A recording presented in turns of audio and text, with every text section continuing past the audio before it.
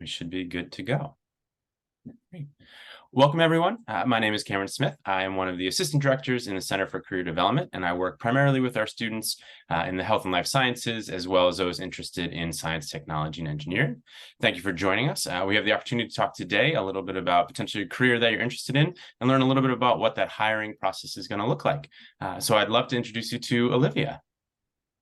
Hi, everyone. My name is Olivia Sloan. I graduated Holy Cross in 2019. I was a psych major, and I also played softball at Holy Cross. So kind of had the athlete experience while also doing everything else included. And for the past 4 years, I've been doing healthcare recruiting. I work for KA Recruiting, which is a small boutique recruiting firm in Boston. And we focus primarily on healthcare positions like nurses, doctors, and PPAs, and placing them into mainly like hospital facilities for permanent placement only. And my job title right now is I'm a clinical or a client relationship manager and senior recruiter for them. Wonderful. Well, thank you so much for being with us, Olivia. Curious, kind of what are the qualities that you're looking for in an entry-level candidate in your industry? Yeah, for recruiting, mainly to like secure a role. I would say bachelor's degree, just like completing it, and really maybe like psych, something. You could really get your degree in anything. But I think like something related to like interpersonal relationships is kind of key. And maybe a internship in sales or something else in recruiting would be great, before kind of taking that first position, would be super helpful. But I do think you can get a degree in a range of studies for the position. That's great.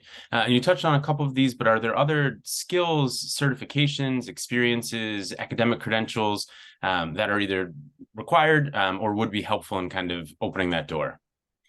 I think that there's a ton of different recruiting you can do: tech, healthcare, law, so many different things. I do think it's helpful to explore maybe different industries, do some internships in different industries, and see what you like about those.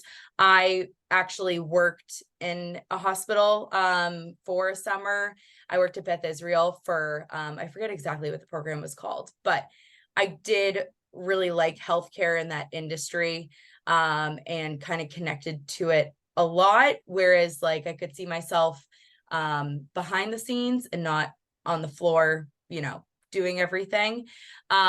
So I did know kind of, I targeted the industry, and kind of went from there. But I will say, there's a lot to choose from.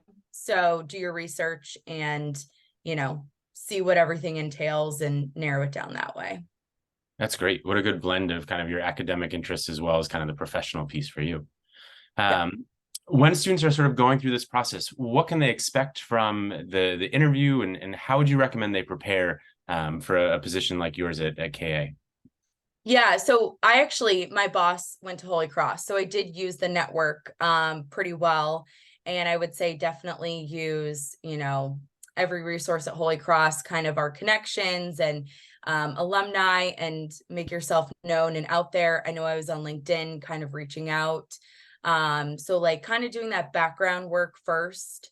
And then, I would say even do some like coffee talks, or like, very casual conversations at first, and then that could lead to like a formal interview, or just a phone call with someone else there. So I would say like, start small, and then build those connections up. You'll probably start with like a phone interview, and then go to like an in-person or a Zoom interview, and then take it from there. But I will say, use those connections to get your foot in the door. That's great. Yeah, we know this is a very competitive industry and a really popular one for a lot of our students. So that's great.